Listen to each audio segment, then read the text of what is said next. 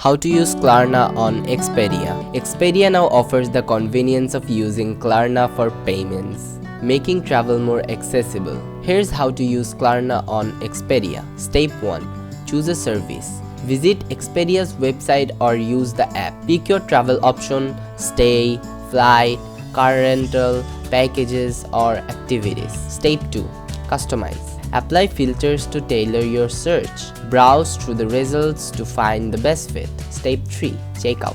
Fill in your details, choose a payment method from the list, and then how to select Klarna. Klarna won't appear at checkout. Visit Klarna and create a one-time card. During checkout, choose credit card and input Klarna one-time card details. Why Klarna might not show? Klarna integration works through a one-time use card. This card acts like a payment method. Klarna might not directly show at checkout.